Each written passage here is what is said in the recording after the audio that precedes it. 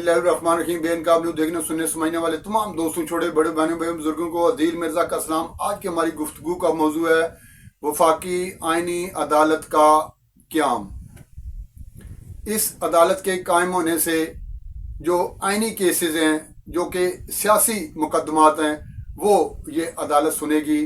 आज ये अदालत कायम हो गई है। कुछ जजेस साहबान ने इससे इख्तलाफ किया है, इस्तीफ़े दिए हैं। 2 इस्तीफ़े तो आ चुके हैं, उनके नाम भी सामने आ चुके हैं, आप तक पहुंच गए हुए हैं। कुछ इस्तीफ़े और आने के इम्कानात ज़ाहिर किए जा रहे हैं। उन जज साहबान ने अपने जो रफ़क़ाए कार हैं उनसे सलाह मशवरे शुरू कर दिए हैं, और कुछ जजों ने अपने तबादलों का इंदिया दिया है। कुछ केस उनके पास जो आज जो समाअत हुई है कुछ केसेस की, उनमें उन केसेस के दौरान को रिमार्क्स देते हुए उन्होंने अपने तबादलों का पहले ही इशारा दे दिया है। ये ऐसे उन्हें कैसे भनक पड़ गई या उनके जहन में ये कैसे आया कि उनका तबादला होने जा रहा है। कुछ ब्रेकिंग न्यूज़ भी हैं आज मेरे पास, वो भी आपको ज़रूर सुनाएंगे। देखते रहिए बेनकाब न्यूज़, चैनल सब्सक्राइब कर लीजिए, और अगर हो सके तो ये वीडियो ये व्लॉग आगे दोस्तों को शेयर भी कर दीजिए।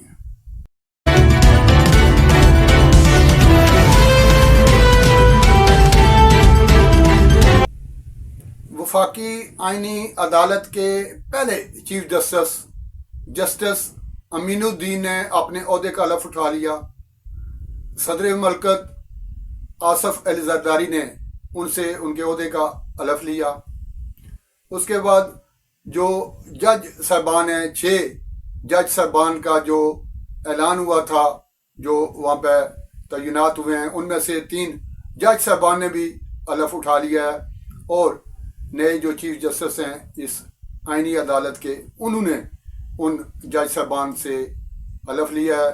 वज़ीर आज़म, पाक फ़ौज के सरबराह और दीगर जो सियासी रहनुमा हैं, ऑफिशल्स हैं, सीनियर अफसरान हैं, वो इस मौका पर मौजूद थे। और इस तरीके से पाकिस्तान की तारीख में पहली बार वफाकी आइनी अदालत कायम हो गई है। और अब ये अदालत सियासी केसेस सुना करेगी, आइनी केसेस सुना करेगी। सुप्रीम कोर्ट सिर्फ दीवानी और फौजदारी मुकदमात सुनेगी। जो मुकदमात की भरमार है वहाँ पर उन्हें निपटाएगी। इस तरीके से जब 2 अदालतें 2 मुख्तलिफ नौइयत के काम जब सर अंजाम देगी, इस तरीके से एक तो अदालतों पर जो बोझ है मुकदमात का उनमें भी कमी वाक़ई होगी। और ये जो गिला किया जाता था, शिकायत की जाती थी कि केसेस ज़्यादा हैं और जजेस की तादाद कम है, कुछ हद तक उसका भी अजाला हो सकेगा।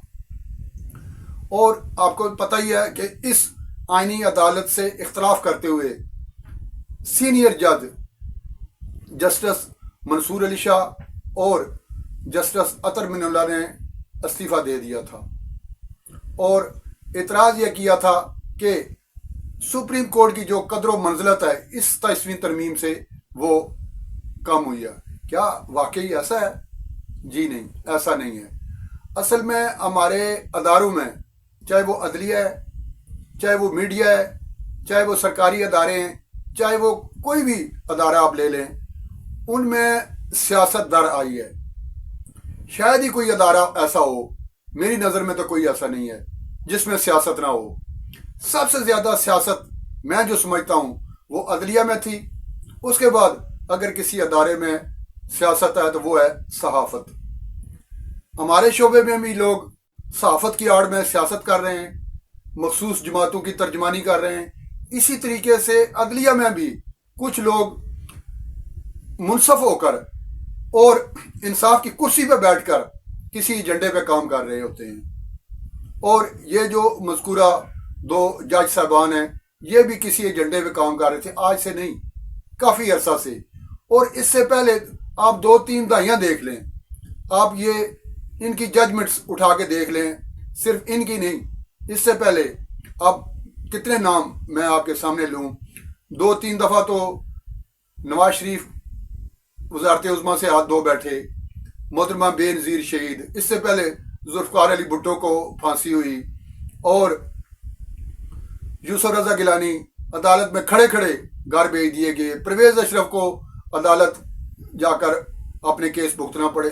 ये जो एग्जेक्टिव होते हैं, चीफ एग्जेक्टिव होते हैं मुल्क के, जिन्हें पार्लियामेंट मुंतखब करती है, करोड़ों अवाम के वोट लेकर वो जो पार्लियामेंट में जाते हैं, इन्हें एक नैब कासद से भी कम तर हैसियत दी जाती थी इस अदलिया में।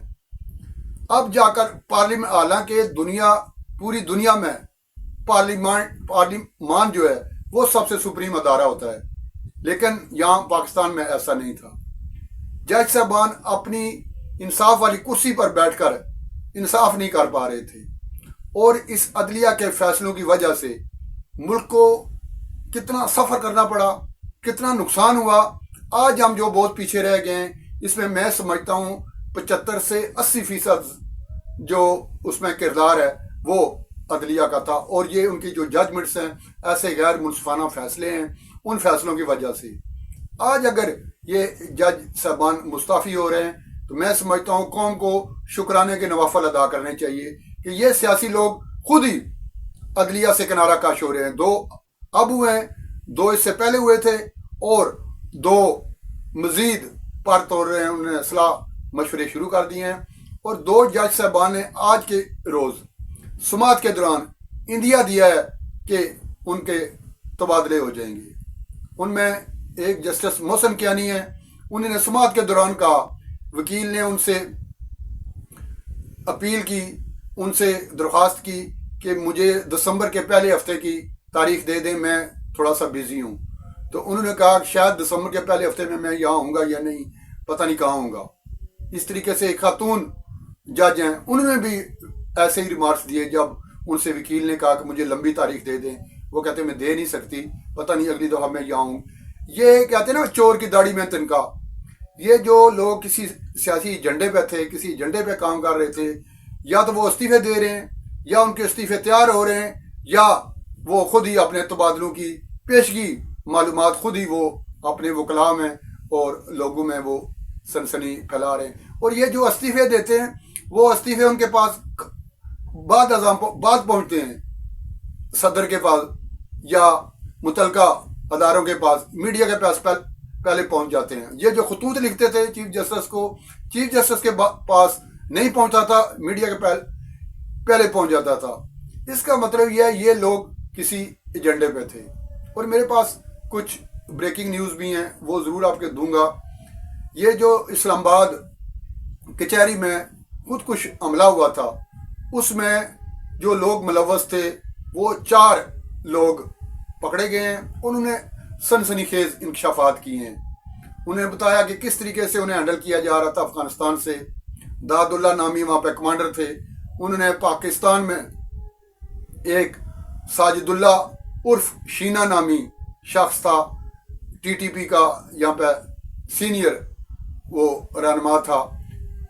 उस्मान उर्फ कारी नामी ये खुदकुश हमलावर था, जिसे इस शीना ने वहाँ केपी से यहाँ पहुँचाया इस्लामाबाद में। ये 4 दिन पहले आ गया था। ये चैनल्स पे आपने खबरें देख ली होंगी। बाकी कुछ खबरें अदलिया के हवाले से यही हैं जो मैंने आपके गोशगुजार की हैं। कुछ इस्तीफ़े आ गए हैं, कुछ इस्तीफ़े तैयार हैं, और कुछ तकर्रो तबादले हो रहे हैं। ये तेज़ी से सिनेरियो बदल रहा है। शायद जब ये वीलाग आप सुन रहे हों, जब आप गुफ्तगू आप सुन रहे हों, तो शायद चंद मज़ीद इस्तीफ़े आ चुके हों।